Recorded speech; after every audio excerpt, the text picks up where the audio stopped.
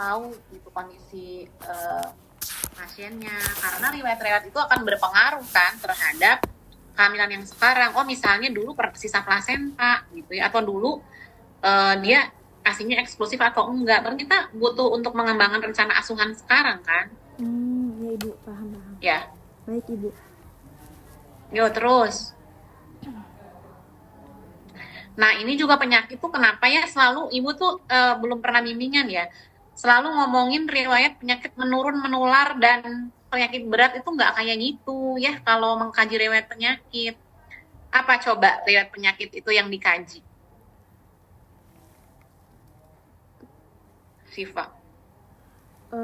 Semuanya Ibu. Semuanya kayak apa? Riwayat penyakit yang mana? Misalnya dia pernah tipes, pernah sariawan, pernah Seperti darah tinggi, darah rendah, ataupun diabetes dan penyakit. kenapa darah tinggi, darah rendah tuh dikaji? Darah tinggi misalnya dikaji, diabetes dikaji tuh kenapa? Seperti penyakit jantung, hipertensi, hepatitis, Iya, ginjal. kenapa? Pertanyaannya, kenapa penyakit-penyakit itu dikaji pada saat kehamilan?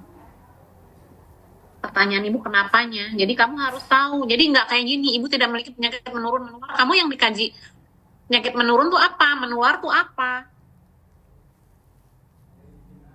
Harus ngerti rasionalisasinya. Kenapa kira-kira?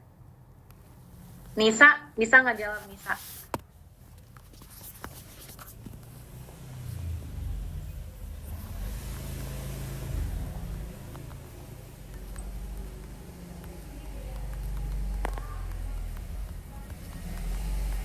Jadi, kamu nanti nulisnya riwayat penyakit yang dikaji ya, bukan yang teorinya. Karena ini kan data.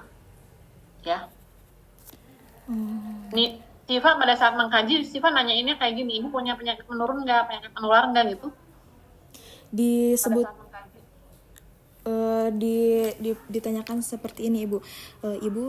Dari ibu atau keluarga apakah memiliki penyakit menurun seperti hipertensi, diabetes dan lain sebagainya. Terus kalau untuk penyakit menularnya seperti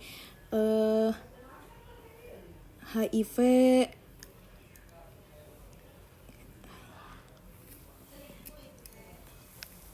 Jadi gini ya, Anda mengkaji riwayat penyakit tuh, yang dikaji adalah penyakit-penyakit yang berpengaruh terhadap kehamilan, persalinan, dan nifas. Jadi, misalnya jadi harus tahu apa sih penyakit-penyakit yang berpengaruh terhadap kehamilan ibu, atau misalnya persalinannya. Atau, dengan adanya kehamilan, persalinan, dan nifas, itu akan memperberat penyakit yang ibu derita. Contoh misalnya, kalau misalnya ibunya punya DM, berarti dia akan berpengaruh tuh ke bayinya, ya. Misalnya bisa bayi besar, atau misalnya nanti hipoglikemi pada saat persalinan, kayak gitu kan. Atau misalnya dengan kehamilan itu memperberat penyakit ibu misalnya punya penyakit jantung, kayak gitu. Jadi nggak semua kan kalau kamu tidak memiliki riwayat penyakit menurun, riwayat penyakit menular. Nah, kalau misalnya yang menular kan banyak. Misalnya eksim, batuk, flu itu kan menular, tapi gimana gitu? Bagaimana rasionalisasinya terhadap kehamilan, persalinan, dan nifas gitu loh maksudnya. Jadi yang ditulis tuh jangan kesimpulan tidak memiliki penyakit kan menular menurun itu kan banyak. Jadi yang kamu kaji gitu. Tetapi yang kamu kaji itu harus punya rasionalisasi. Jadi saya tuh harus mengkaji penyakit apa ya? Kira-kira penyakit apa nih yang perlu saya kaji karena penyakit ini dapat berpengaruh terhadap hamilnya ibu gitu, bayinya atau persalinannya gitu loh. Oh iya Ibu, ya? Paham. Baik Ibu, paham. Tapi nanti ditulis di sininya yang kamu kaji aja. Berarti misalnya kamu bisa membahas nanti di pembahasan tuh pengkajian terhadap riwayat penyakit misalnya masih belum mendalam karena hanya beberapa penyakit saja yang dikaji, padahal harus mengkaji penyakit ini gitu loh. Ya? Oh iya Ibu, baik. Jadi ada hubungannya dengan pembahasan. Jadi nggak apa-apa, kamu nggak perfect pada saat melakukan asuhan, tapi kamu bisa mengidentifikasi yang kurangnya tuh apa sih, seharusnya tuh seperti apa, gitu. Sehingga nanti sarannya tuh ada saran kan, gitu. Misalnya, oh harusnya begini, gitu. Gitu loh. Jadi intinya pada saat melakukan laporan tugas akhir tuh, misalnya aduh ditulis perfect kayak gitu, di sini semua penyakit ditulis, padahal mah tidak dilakukan. Nah itu tidak diharapkan ya. Kamu kan pendokumentasian itu menuliskan apa yang kamu lakukan kan, Betul Ibu. ya. Ya jadi kayak gitu. Nanti kamu bahas, oh saya udah sesuai standar belum ya mengkaji riwayat penyakit. Apakah semua riwayat penyakit yang memang berpengaruh itu saya kaji atau ada beberapa yang tidak, misalnya kayak gitu. Ya, Ya Ibu, baik Ibu, paham. paham ya. Paham Ibu. Ibu belum pernah ber-KB, tapi jatah tentara kehamilan pertama sama kedua gimana? Kenapa nggak ber-KB? Karena kalau dari pengakuan dari Ibu sendiri, Ibu dari awal pernikahan tidak ber-KB karena langsung merencanakan ingin memiliki anak Ibu. Lalu pada saat tahun berikutnya Ibu ingin memiliki anak kembali Ibu. Namun pada saat itu tuh ibunya tidak terjadi abortus, terjadi keguguran kehamilan Ibu. Terus tidak berjarak, deg-degan Ibu. Gimana? Gimana sih, Kak? Sifatnya jadi deg-degan Ibu. Jadi Ibu Deg-degan? mohon Kenapa deg-degan? Kenapa deg-degan sih, Pak? Karena sama ibu lagi bimbingan, kamu belum ujian. mohon maaf Ibu. Baik Ibu, kalau dari sepengakuan Ibu sendiri, Ibu tuh tidak pernah ber-KB Ibu. Karena dari awal pernikahan juga Ibu langsung merencanakan untuk memiliki anak. Terus Ya, itu awal. pada awal, lalu untuk pada saat di kehamilan itu tuh pada saat setelah persalinan, Ibu tuh mengaku kalau dari suaminya sendiri tidak mengizinkan untuk ber-KB Ibu. Tidak. Berarti kan itu ada alasannya. Misalnya gini, ibu belum pernah ber-KB karena pertama karena ingin memiliki anak dan tidak diizinkan untuk menggunakan alat kontrasepsi oleh suami. Kan berarti gini, kamu pada saat konseling family planning itu harus melibatkan suami, misalnya kayak gitu loh. Ya. Oh iya betul Ibu. Oh paham. Jadi misalnya gini, pada kenyataannya akhirnya ibunya KB nggak sih Pak? Akhirnya Ibu tidak ber-KB Ibu, dan untuk baru berencana untuk ber-KB itu di setelah persalinan yang sekarang. Yang sekarang, yang kamu asli itu ibunya ber-KB nggak? Ber-KB tapi belum Ibu, belum ber-KB. Mau ber-KB tapi sekarang tapi udah berapa minggu ber-KB? Enggak. Apa Ibu? Kan sekarang ibunya udah berapa minggu postpartum kok belum ber-KB? Baru 38 hari Ibu. Oh 38, sebentar lagi ibu diingetin lagi. Jadi gini loh sih Pak, berarti kan ibu tuh anaknya masih kecil ya? Iya Ibu. Hamil anak pertama tuh tahun berapa? Coba lihat ke atas. Tahun 2020. Nih, Persalinan. 2022 hamil, 2022 tuh lahirnya ya? Iya, berarti persalinannya. hamilnya tahun 2021. Iya. Halo, Assalamualaikum Bu Ari. Gimana Bu Ari? Iya, halo.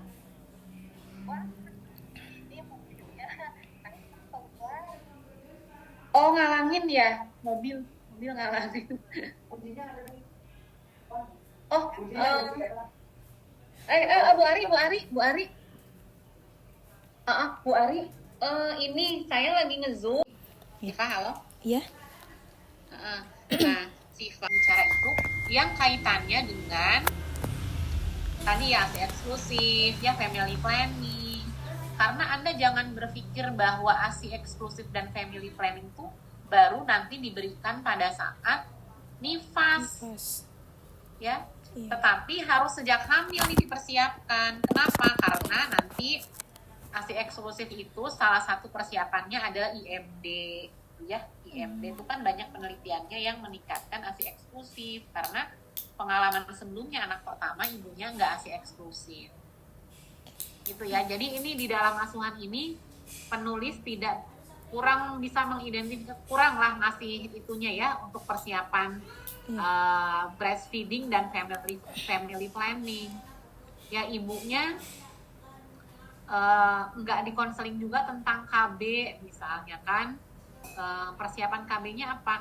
Kenapa? Karena kan sebenarnya KB itu bisa saja post placenta misalnya gitu ya, setelah bersalin misalnya bisa langsung dipasang. Kan itu disiapinnya nggak pada saat nifas, pada saat hamil.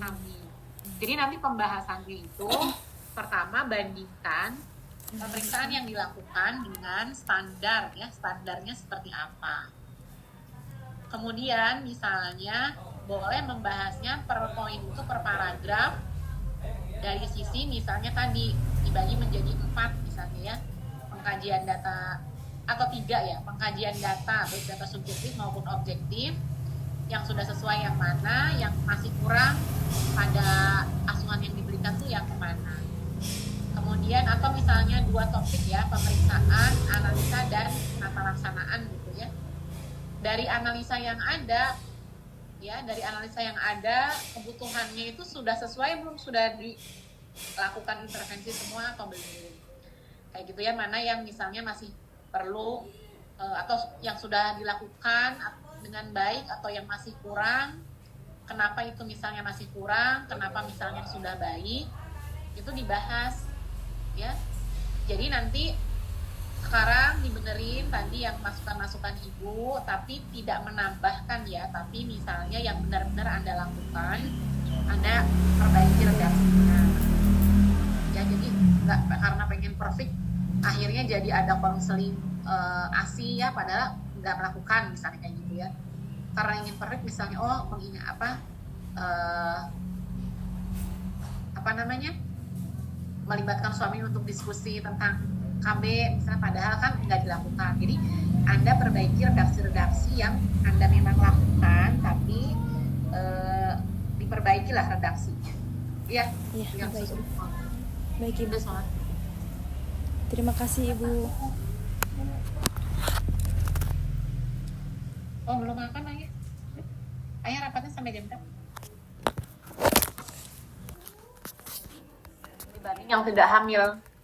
Nah, dengan pengetahuan itu, kamu harus bisa mengkaji, bukan hanya nanyain, Ibu makannya berapa kali gitu. Ibu ada selingan atau enggak, tapi Anda mengkaji, ini kira-kira kebutuhan Ibu tercukupi atau enggak ya? Apakah ada peningkatan? Makanya Ibu kalau dibanding sebelum hamil kayak gimana? Makannya tambah banyak atau kayak gimana gitu. Itu kamu harus bisa mengkaji itu, karena kalau misalnya dia tidak dari makanan, pemenuhan ada peningkatan kebutuhan kalorinya itu dia penuhinya dari mana gitu. Ya. Ya, baik Ibu, paham. Yuk turun.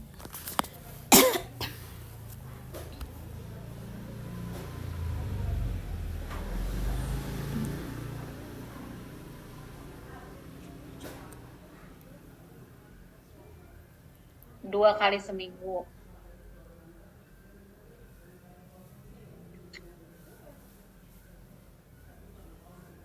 Suaminya ngerokok nggak? Suaminya merokok Ibu, tapi suaminya tuh sebelum itu merokok aktif, tapi pada saat Ibu mulai hamil di trimester 2, bapaknya itu udah mulai menjarangkan, mau menuju ke berhenti, katanya itu seperti itu Ibu. Kalau ngerokok dekat ibunya enggak? Dari pengakuan ibunya enggak sih Ibu, katanya tuh.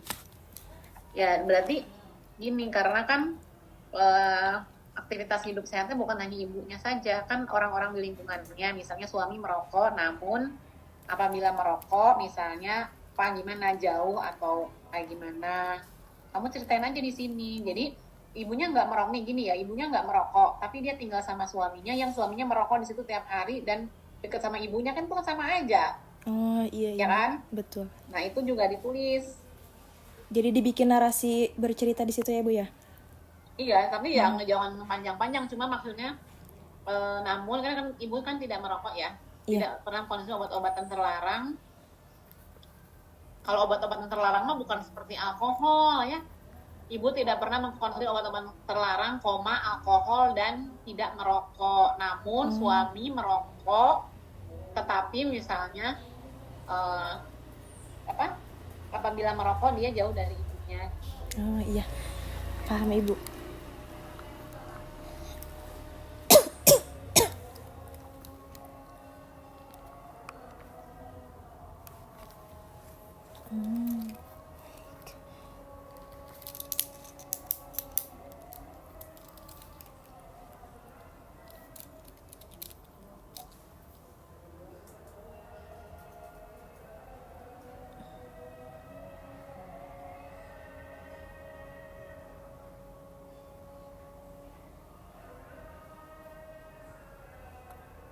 Kok ini ibu merasa senang akan kelahiran bayinya? Emang bayinya udah lahir? Belum ibu. Berarti yang itu mah tidak. Oh iya ya. Kamu typo. Oh, iya betul. Akan diperbaiki ibu.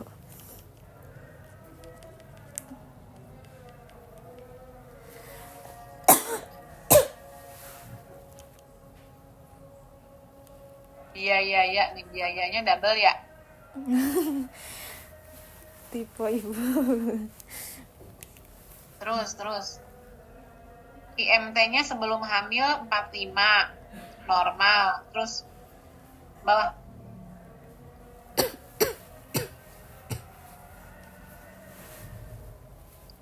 Ini kamu pas ibunya meriksain rambut juga? Distribusi, kulit kepala diliatin? Kan pada saat itu tuh ibu jadi ibu pada saat itu di puskesmas tuh kalau kita megang pasien tuh dibawa ke ruangan yang kalau mau head to toe dibawa ke ruangan yang tidak mengganggu pemeriksaan ANC ya ibu. Jadi pada saat itu sempat melakukan pemeriksaan dari kepala ibu. Enggak, emang kamu ini semua diperiksa nih? Distribusi kulit kepalanya diliatin? Dilihat ibu. Udah, yang penting kamu tulis sesuai yang diperiksa aja. Iya, baik ibu. Terus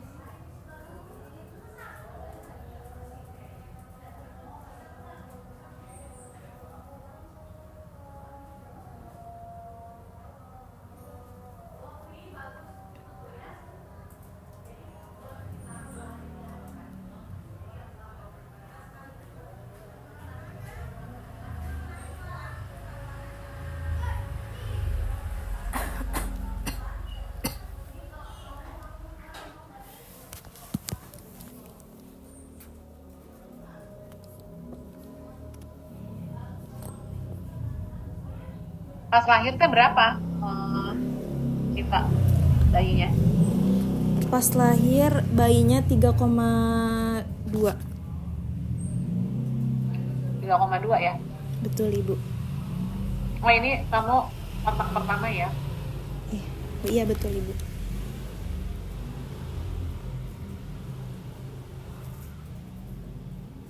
Itu gram per desiliter kamu salah. Hemoglobin itu satuannya gimana coba? Tulisannya coba. Typo tuh. GLDR. Satuan hemoglobin apa sih, Pak? GLDR. Siva. G Satuan HB apa? G G G G G GDL ibu. GDL. Oh, GDL. GDR mah apa? Satuannya 13 apa? Kamu bacanya gimana tuh? 13 apa gitu? Gram per desiliter ibu. Nulisnya gitu. Hanifah. Coba lihat. Iya ibu. Bener nggak nulisnya? Salah ibu. Akan diperbaiki ibu. Harusnya nulisnya gimana? G per DL ibu.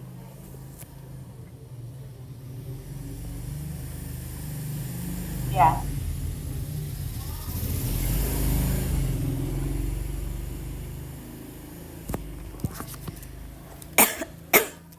Ini HBsAg, sipilis, AIDS itu diperiksanya kapan sih, Pak? Diperiksanya di usia Pemeriksaan kehamilan. penunjang tuh kapan dilakukannya? Pada saat kontak ini yang kamu ini atau kapan ini hasil ini? Ini hasilnya dari ini Ibu, dari buku KIA-nya Ibu. Pemeriksaan penunjang ininya pada saat Ibu di usia 32 minggu. Tulis Apakah di situ ya. Jadi bukan pada saat yang kamu lakukan sekarang kan? iya betul Ibu. Pemeriksaan penunjang pada tanggal, hasil pemeriksaan penunjang pada tanggal sekian. Baik Ibu. Dan buruk usia kehamilan 32 minggu, HB-nya HB juga pada saat itu. Kalau HB mah terbaru Ibu. Di usia 37 minggu. Oh, ya udah berarti kamu yang HBsAg sifilis itu kamu ini bukan yang biasanya di trimester 1 ya, HBsAg sifilis HIV itu. Iya Ibu, iya Ibu betul. Kalau yang ini mah pada saat Ibu di trimester kebetulan Ibu di trimester 2 Ibu. Kalau yang Bu Yayan mah pemeriksaan. Ya kamu tulis aja. Jadi kan tanggal-tanggalnya beda tuh. Misalnya pemeriksaan penunjang HB 13, ini. Terus hasil pemeriksaan pada tanggal sekian ini. Iya Ibu, baik Ya, Ibu. itu Baik, ya Ibu. misalnya protein urinnya apakah bareng sama HBsAg atau berbeda. Atau misalnya kalau misalnya dia udah pernah USG terakhir boleh ditulis hasil USG tanggal sekian. Boleh. Ya, Siva. Siap Ibu, baik Ibu. Atau belum pernah ya sama sekali, ibunya kan pengen USG ya. Gimana Ibu? Si Siva. Hasil USG boleh ditulis kalau ada, ya misalnya USG tanggal sekian atau ibunya belum pernah USG.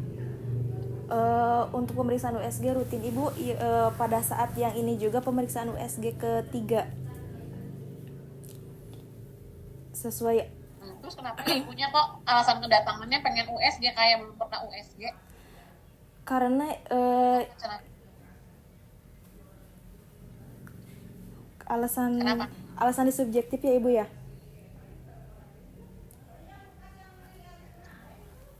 Karena Ibu jadi sebelumnya itu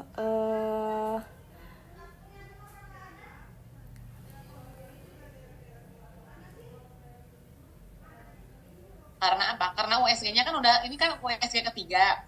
iya. Tapi ibu datang tuh alasannya ingin USG, tak kenapa gitu. Kalau ibunya sendiri mah mengaku karena pengen memastikan jenis kelamin dan ini cenah pengen memastikan pada saat itu kebetulan lagi jadwalnya USG jadi pengen sekalian sama USG-nya. Kaitannya itu seperti itu Ibu. Kalau ibu yang USG terakhir kapan? USG terakhir yang dari ini Ibu, Yang sebelum periksa ini? Kan katanya ini mau ketiga kali kan USG-nya iya kan? betul. Yang pas kontak 38 minggu ini USG-nya udah keberapa kali? Ketiga Ibu yang ini. Yang kontak ini ketiga Ibu. Yang sebelumnya yang kedua umur berapa? Di usia kandungan. Sebentar Ibu. Gini loh Siva, kamu tuh kan tanda tanya ya, misalnya ANC itu kan minimal 6 kali, si ibu ini udah 14 kali. 6 kali itu dengan USG-nya 2 kali misalnya. Trimester 1 dan trimester 3 misalnya ya. Nah, si ibu ini kenapa pengen USG misalnya? Apakah memang dia disarankan oleh bidan USG karena di trimester 3 dia tuh belum USG atau dia tuh apa alasannya? Kan kita tanda tanya kenapa ya ibunya pengen USG? Kan ini kan kontak pertama kali ya, atau misalnya hasil USG sebelumnya dia sungsang, atau misalnya dia apa yang membuat dia pengen USG misalnya kayak gitu. Atau memang disarankan USG karena kan ini sudah 38 minggu, jadi harus ngecek lagi seperti apa, kayak gitu loh. Makanya ibu nanya, apakah ini USG pertama atau USG berapa? Ternyata kan udah USG ketiga. Iya betul Ibu. Jadi Siva boleh menuliskan kalau ada datanya, hasil USG terakhir, berapa usia kehamilannya berapa gitu loh. Paham Ibu, baik Ibu. Ngerti nggak? Ngerti Ibu. Nanti Siva tambahkan kembali data-datanya Ibu. Jadi nanti kamu bisa membahas misalnya dari sisi frekuensi misalnya ya. Dari sisi frekuensi apakah misalnya ibu sudah memenuhi standar atau misalnya kelebihan USG misalnya. USG kan minimal 2 kali, dia 3 kali misalnya ya, tapi alasan USG ketiga ini subjektif ya, maksudnya dia misalnya apakah hanya pengen ngeliat jenis kelamin aja atau sebelumnya juga udah pernah kayak gitu ya, apa sih sebenarnya gitu ya, karena apa kamu dari sisi filosofi itu nanti bisa dibahas, misalnya USG itu kan apa misalnya atas indikasi, tapi kalau pada ibu sekarang tuh itu tuh rutin misalnya atau seperti apa Oh, iya ibu, baik ibu paham. ya. Jadi Iya, boleh juga mencantumkan hasil pemeriksaan sebelumnya, tetapi tulis tanggalnya. baik ibu. Kesannya kalau kayak gini HBsAg-nya tuh baru diperiksa gitu, sedangkan ibunya udah 38 minggu Iya betul. Oh iya ibu paham. Baik ibu, ya. Sipa perbaiki. Terus ini analisisnya itu aja, ada masalah apa enggak?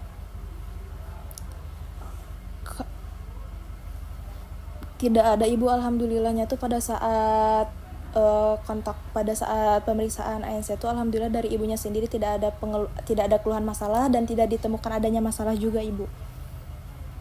Jadi kamu tidak menemukan ada masalah dari pengajian ini. Kalau anak pertama tuh aslinya eksklusif ya. Mohon maaf ibu, suaranya tidak terdengar. Anak pertama aslinya eksklusif nggak? Asinya formula di awal. Oh iya Kan betul. aslinya misalnya masalahnya ada belum pernah asi eksklusif kan belum pernah. Terus dia juga ada larangan untuk ber-KB dari suami, ya kan? Oh iya betul ibu. Jadi itu tuh masalah yang kamu perlu Temukan. apa? Intervensi tuh. Halo, assalamualaikum ya. Ya, gimana ya? Ayo bunda teh ngasih gaya tuh berapa tuh? 10 juta. Oh, ditransferkan semuanya kan ya? Iya, transferkan semua. Oh iya. Jadi apa tahunnya aja teh 9 juta gitu kan? Jadi cik masalah gitu. 10 juta, nanti Bunda mau transfernya 9 juta gitu. Ya ya, Ya. saya transfer. Ya, makasih. Assalamualaikum. Ya, salam. Ya, berarti Siva tuh belum bisa mengidentifikasi ada masalah atau enggak, ya. Iya ibu. Menurut Betul. Siva itu masalah enggak itu? Masalah ibu, iya betul masalah. Masalah dia kan karena Siva tuh nggak mengkaji tadi di riwayat kehamilan yang lalu, nggak menanyakan, ya. Aslinya gimana riwayat nifasnya, gitu ya, menyusui nggak bayinya, ya. Terus KB, ya. Kenapa masalah? Ini kalau misalnya si masalah ini nggak diintervensi, kan berarti akan timbul masalah potensial. Kalau dia tidak ber-KB, misalnya apa nanti masalah potensialnya? Kalau dia nggak menyusui, nggak ASI eksklusif, misalnya nggak disiapkan, nanti kayak gimana anaknya, kayak gitu. Ya, jadi masalah sekarang yang bisa diidentifikasi itu sehingga nanti asuhannya seperti apa? Coba ibu lihat asuhannya, coba.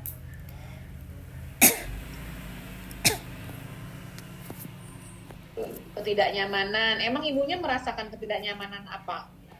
Kan ibunya nggak ada keluhan. Kamu apa? Ketidaknyamanan apa yang diinformasikan? Seperti seringnya buang air kecil ataupun nanti ada sakit pinggang, sakit punggung ibu. Ya, enggak om. Viva, jadi gini ya, kalau misalnya kita melakukan anamnesis, kalau ibunya misalnya tidak ada keluhan, misalnya ibu ada keluhan nggak ada, ibu kan biasanya gitu ya. Nah, kamu harus berpikir sekarang 38 minggu ya. 38 minggu. Misalnya gini, ibu gimana tidurnya, minyak apa sering terbangun, misalnya gitu ya. Sering nggak kencing kalau malam hari, jadi kamu yang mengkaji. Karena kalau misalnya ibunya hanya nanya keluhan mah, ibu menganggap itu nggak keluhan, dan memang kalau ibu-ibu kita mah menerima dengan senang hati apapun yang dirasakan. Misalnya sakit pinggang, dan namanya juga ibu hamil ya, karena perutnya besar ya adalah sakit pinggang.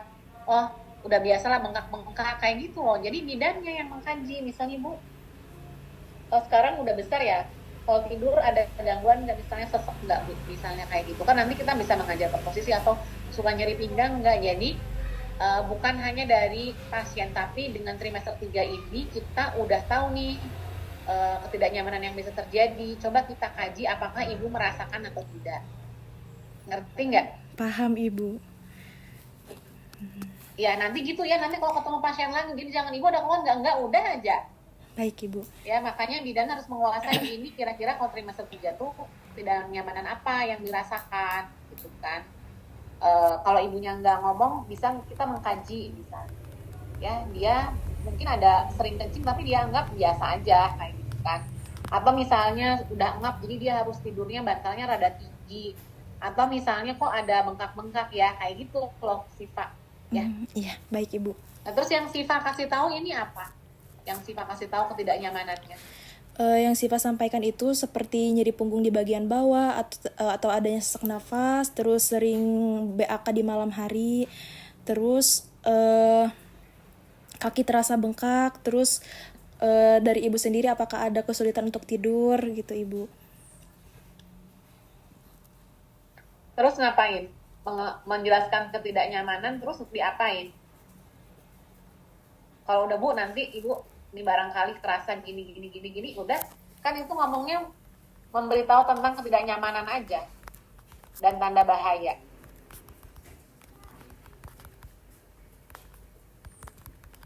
Terus kalau ketidaknyamanan kenapa? Kalau ibunya hanya tahu tanda-tanda ketidaknyamanannya, tahu ini bakal gini, tahu, terus udah gitu aja. Diberikan solusi ibu. Jadi kalau terjadi misalkan kalau terjadi sering BAK di malam hari, berarti hindari minum terlalu banyak menjelang tidur, tetap jaga asupan cairan di siang harinya tapi gitu. Terus kalau terjadi sesak nafas yang tapi nggak kelihatan di sini. Coba kamu cuma memberitahu mengenai ketidaknyamanan kan?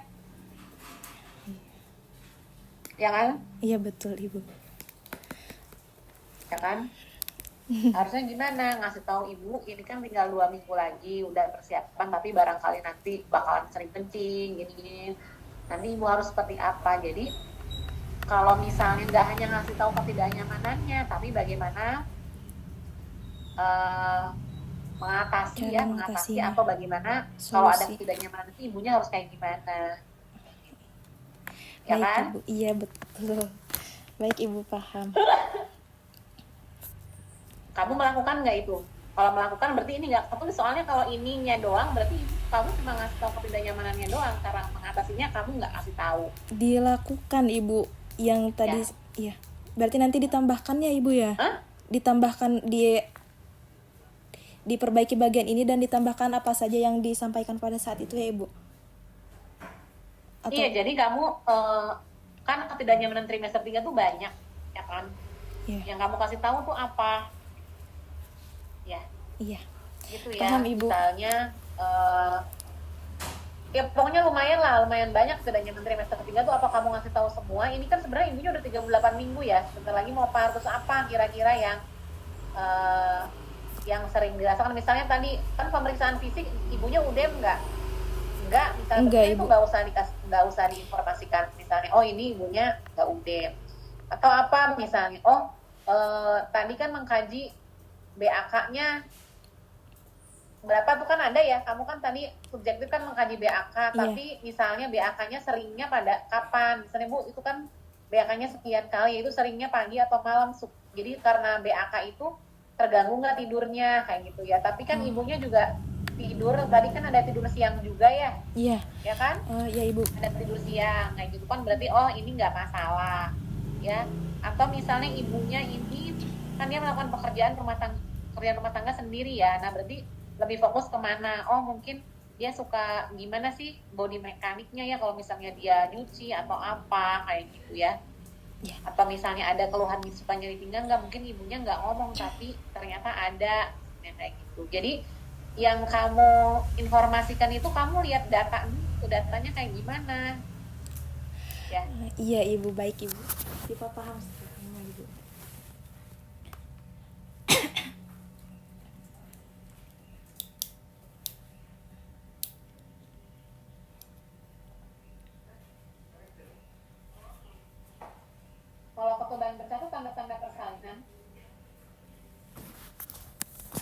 Betul Ibu, salah satu tanda persalinan. Jadi kalau ketuban pecah itu tanda-tanda persalinan.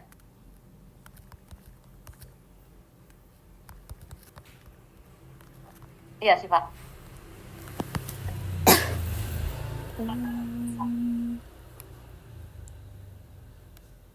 Siva, Iya Ibu. tadi gimana jawabannya? Tanda-tanda persalinan bukan ketuban pecah. Betul Ibu. Atau Ica sama Nisa setuju nggak? Ketuban pecah tuh tanda-tanda persalinan. Ica. Nisa, gimana Nisa? Nggak kedengeran? Itu apakah suara Nisa kedengeran? Kedengeran? Bisa tanda-tanda persalinan itu karena kalau misalnya tanda-tanda persalinan Lot Ica, Nisa.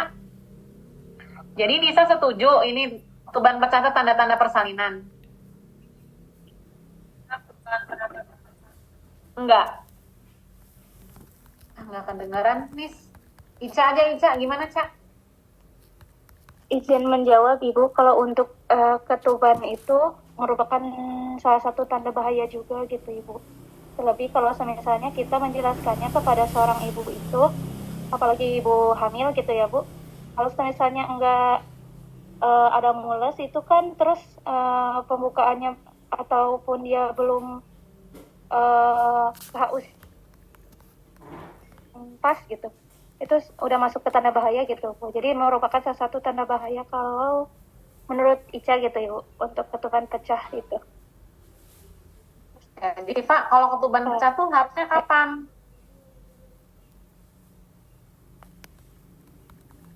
Siva, ya Ibu. ketuban pecah tuh kapan?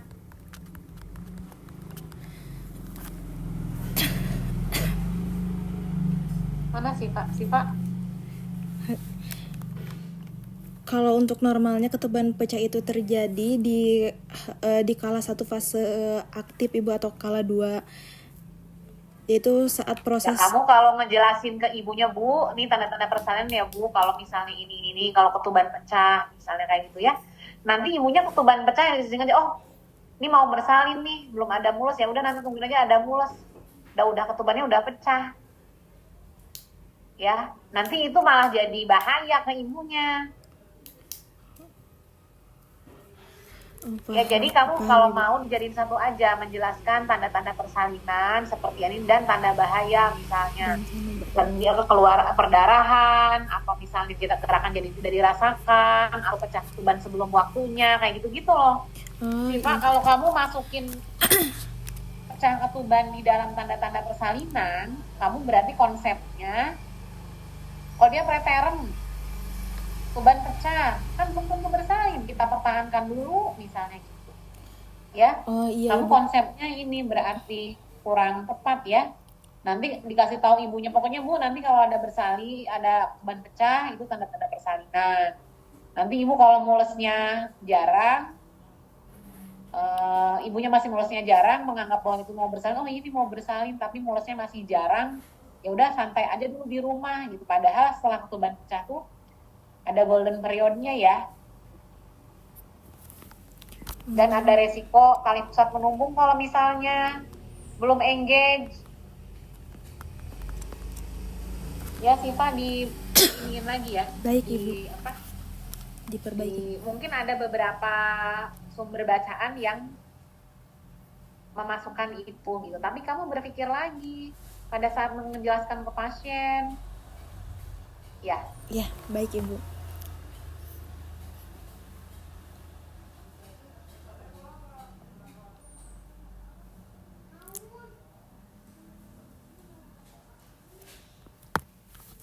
Mungkin kamu pada saat ngejelasin kalau misalnya ada ketuban pecah, ibu segera datang ke petugas kesehatan mungkin ya. Iya. Tapi nggak masuk ke tanda-tanda persalinan ya. Iya, baik Ibu. Ibu terima kasih atas masukannya. Nanti Siva akan perbaiki kembali. Ini kamu memberitahu ibu perlengkapan persalinan, kan di dalam itu kan ibu udah siap kan tadi geningan, ibu udah punya BPJS, udah mempersiapkan itu di data subjektif geningan, yang persiapan persalinan. Kamu maksudnya memberitahu mengenai perlengkapannya itu gimana? Ngasih tahu atau kan ibunya kemarin tadi tuh asal udah nyiapin ya? Iya, berarti bukan memberitahu ya ibu, tapi mengingatkan atau gimana ibu? Ya, mengingatkan untuk membawa perlengkapan persalinan dan Iya. terutama pada saat misalnya ke puskesmas Puskesmas. atau ke mana, ke Fasilitas pelayanan kesehatan. kesehatan gitu ya. Iya. Karena kalau memberitahu mah baru mau nyiapin. Baik ibu. Ya kan paham. udah tahu ibunya udah nyiapin, orang donor juga kakaknya udah nyiapin, misalnya kayak gitu ya. Iya, Tadi geningan di atas, ada di ya, subjektif. Ya kan? betul. Baik ibu, akan diperbaiki kembali ibu. Terima kasih ibu atas masukannya. Nah, terus ini menganjurkan ibu melanjutkan konsumsi. Menganjurkan ibunya memang masih minum FE. Kalau dari sepengakuan ibu mah masih ibu. Kalau dari rumah sakit masih dapat, kalau dari puskesmas masih dapat. Enggak ibu, tidak dikasih kembali, tapi masih ada gitu ibu. Nah, kamu kayak gimana tuh? Misalnya dia apakah masih ada? Apa misalnya dia nggak ada atau kayak gimana ya? Jadi apa namanya? Kata-katanya sesuai dengan kondisi. Ya. Baik ibu. Paham ibu. Terus coba ke bawah. Kamu sekali kontak dengan ibu. Iya ibu. Jadi Van pada saat tanggal 4 Maret itu kontak pertama. Terus tadinya di 2 hari selanjutnya itu mau kunjungan ke rumah pasien ibu.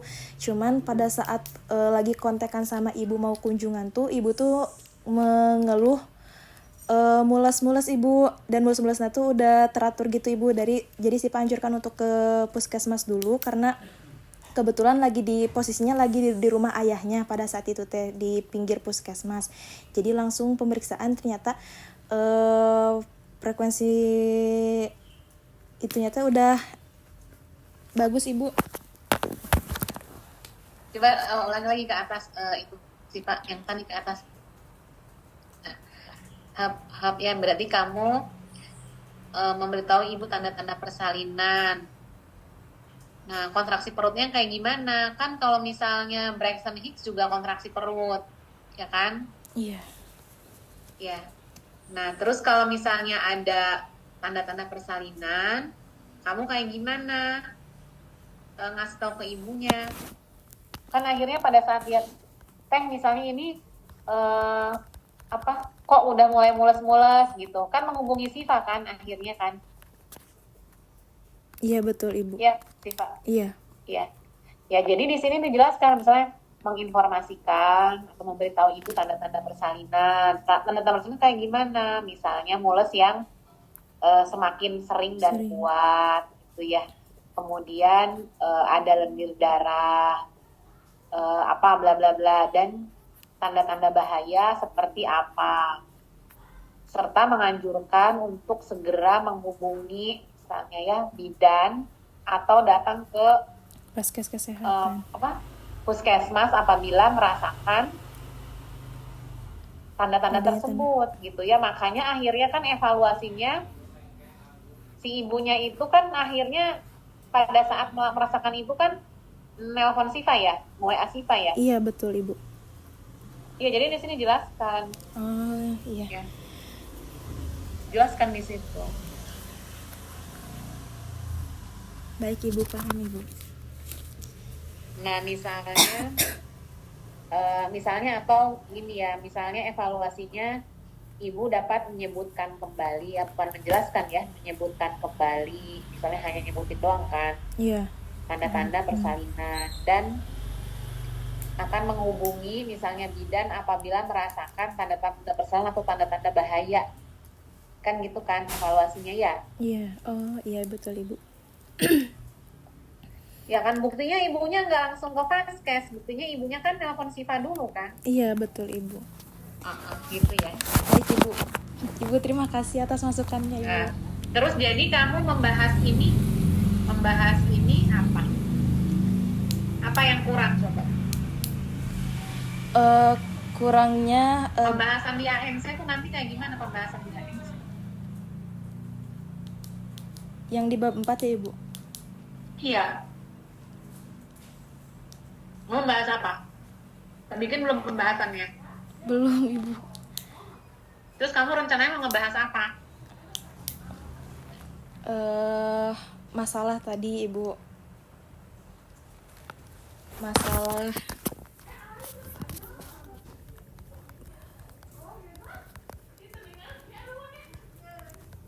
Masalah apa?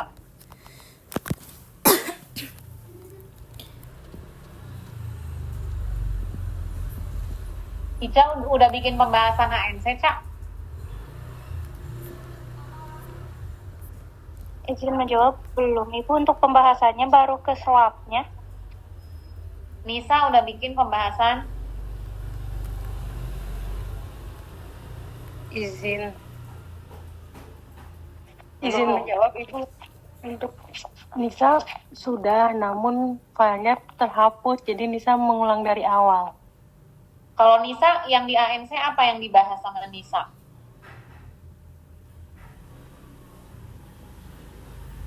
Poin-poinnya apa yang dibahas sama Nisa di ANC? Nisa udah lupa Ibu, karena Nisa udah lumayan lama membuatnya, jadi Nisa mau baca-baca lagi. Ica apa rencana yang mau dibahas, Cak? Izin menjawab Ibu, mungkin untuk di ANC kan kebetulan pasien Ica itu anemia ya Bu. Mungkin di anemianya dibahasnya, karena dia waktu itu HB-nya 9,8 Ibu, jadi termasuk ke anemia sedang Ibu. Tapi waktu itu udah dikasih asuhan untuk makan makanannya, untuk dari segi juga tablet tambah darahnya itu harus terus diminum gitu, diingetin. Tapi karena kebetulan sehari setelahnya tuh ibunya lahiran gitu. Kalau Siva nih, Siva kan tadi udah di feedback sama ibu. Kira-kira Siva mau membahas apa di ANC?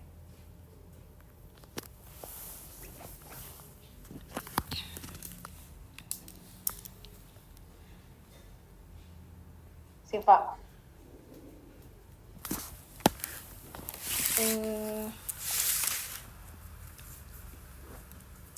Siva. Iya Ibu.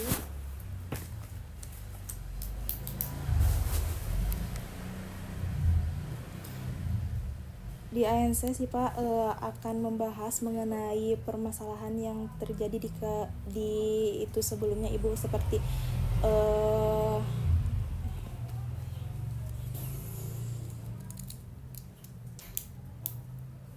Apa? Seperti apa? Jadi gini ya, ini kan ANC nih. Ada yang kontak ANC-nya 2 kali nggak? Ica sekali juga, Cak. Kalau untuk pasien yang ini, iya Ibu, yang Ya. pernah sampai udah 4 kali itu yang satu lagi. Jadi, Nisa pasiennya berapa kali? Izin menjawab untuk pemeriksaannya Ibu.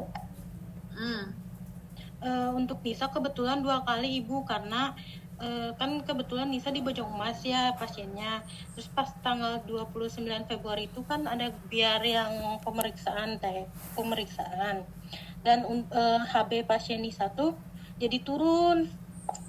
Terus pas tanggal 4 Maretnya, 4 hari sebelum lahiran, Nisa pemeriksaan HB lagi. Alhamdulillah naik Ibu. Ntar dulu, gini ya. Jadi yang pertama, yang terutama Nisa nih. Nisa tuh kan kontaknya 2 kali. Kan pasien itu kan continuity of care ya. Berarti nggak boleh berulang-ulang. Yang nggak boleh berulang-ulang nama. Udah aja misalnya tanggal sekian, kunjungan kontak kedua dengan ibu. Misalnya ya, langsung aja. Misalkan ibunya udah tahu namanya. Jadi nanti yang dibahas dan topiknya nggak bercampur baur. Maksudnya nggak bercampur baur tuh gini, misalnya paragraf pertama ngomongin itu, paragraf kedua ngomongin itu. Kalau topik yang dibahasnya sama, bikin satu paragraf. Misalnya kamu lagi ngomongin frekuensi asuhan, ya, frekuensi kontak dengan nakes tuh kayak gimana, satu ngomongin itu harusnya seperti apa, kasusnya seperti apa, kayak gitu ya. Yang kedua misalnya lagi ngomongin pengkajian, ya, data subjektif objektif itu sesuai atau tidak, yang kurangnya apa. Jadi jangan mengulang kembali yang sudah ditulis, tapi membahas, ya, membahas sesuai dengan standarnya seperti apa. Ada pertanyaan nggak? Sejauh ini cukup Ibu Ibu. izin bertanya, Ya, karena kan waktu kan pembahasan ya Bu ya, untuk pembahasan ini kan tadi semisalnya ada frekuensi yang namanya frekuensi ANC atau standar asuhan ataupun semisalnya yang lainnya gitu ya Bu. Apakah itu nanti harus ada di bab 2-nya gitu ya, di waktu kajian pustakaannya gitu, jadi harus ada gitu Bu. Yang kayak misalnya di kajian pustaka yang tentang kehamilan, di sana juga dijelaskan tentang frekuensi, mungkin menurut buku ini atau menurut buku ini berapa gitu, itu harus ada juga Bu di sananya. ya. Apakah gak apa-apa? Tapi gini ya, tapi nanti yang bab 2 itu jangan terlalu banyak. Yang Anda bahas baru ada di bab 2-nya. Jadi kalau yang misalnya enggak, atau misalnya enggak, jadi kan kadang pokoknya terlalu gitu ya, ratusan lah halamannya. Nanti bisa skip aja yang kira-kira yang nyambung dengan pembahasan dan hasil ini tuh apa, itu aja yang dibahas. Tapi misalnya gini, menurut WHO berapa, kalau di Kemenkes berapa gitu ya standar asuhannya, terdiri dari apa, misalnya dia harus apa, kamu mau pakai yang terbaru, harus pakai yang terbaru ya, 14T misalnya, apa aja gitu, nggak usah terlalu banyak penjelasan ya. Tapi kalau misalnya Ica mau membahas tentang anemia kan akhirnya, bahwa setelah diberikan konseling anemia itu misalnya bla bla bla, ngasih tahu apa, gimana HB-nya meningkat atau tidak gitu ya. Nah itu ketika misalnya penanganan anemianya mungkin sedikit saja yang kaitannya dengan kasusnya gitu, Cak. Jadi jangan misalnya semua penanganan anemia, kan anemia banyak, macam-macam anemia misalnya banyak, kan penanganannya banyak, tanda dan gejala banyak, yang pentingnya aja, ya, yang fokusnya aja. Bisa dipahami? Baik Ibu, tapi Ibu kebetulan kan yang Ica itu kalau untuk ANC-nya kan baru sekali ya Bu. Jadi Ica itu belum pernah ngevaluasi lagi dari HB itu gitu Bu. Waktu kan keburu lahiran itu. Nah, yang waktu dicek lagi itu waktu sama ibu gitu, yang waktu di puskesmas itu. Nah, kebetulan HB-nya naik jadi 10, misalnya tadi Siva kurang mengkaji misalnya, kok padahal ini tuh kebutuhannya ini ya, ada masalah tapi kok saya belum. Nah, harusnya seperti apa secara teori? Siva nanti dapatkan teori yang tentang breastfeeding dan family planning itu disiapin sejak masa kehamilan tuh ya Siva. Ica misalnya harus dapat teori terkait dengan evaluasi penanganan anemia. Ya, nanti bisa apa tuh, bisa tadi itunya. Nah, sehingga nanti saran, misalnya ada sarannya tuh, misalnya dari sisi standar, dari sisi pemeriksaan mah sudah baik, namun masih ada yang perlu ditingkatkan, bahwa intervensi yang dilakukan tuh harus dievaluasi, dan salah satunya adalah mengevaluasi terhadap tadi kondisi anemia tadi, misalnya kayak gitu. Ya, gitu ya. Paham nggak?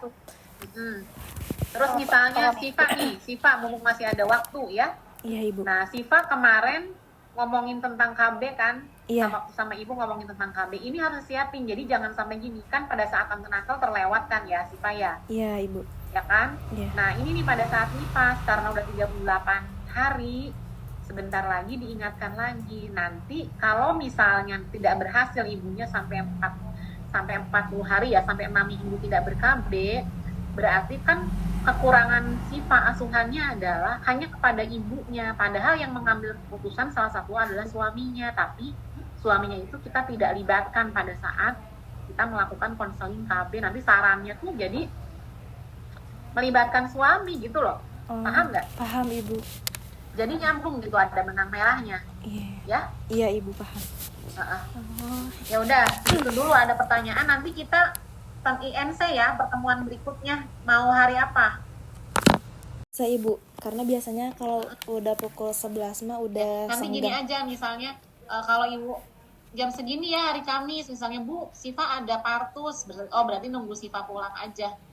Iya baik Ya, ibu. jam 2-an mungkin ya, Baik ibu. jam 2-an. Kan misalnya masih di jalan, tapi kan bisa ngedengerin Ica presentasi nanti.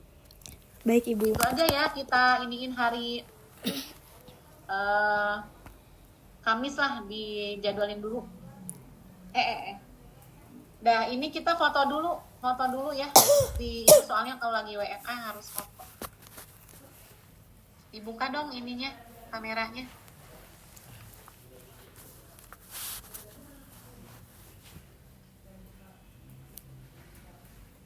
Dah. Baik, terima kasih ya untuk pertemuan hari ini kita cukupkan. Nanti insya Allah kita ketemu lagi di hari Kamis. Mudah-mudahan ada keleluasaan waktu.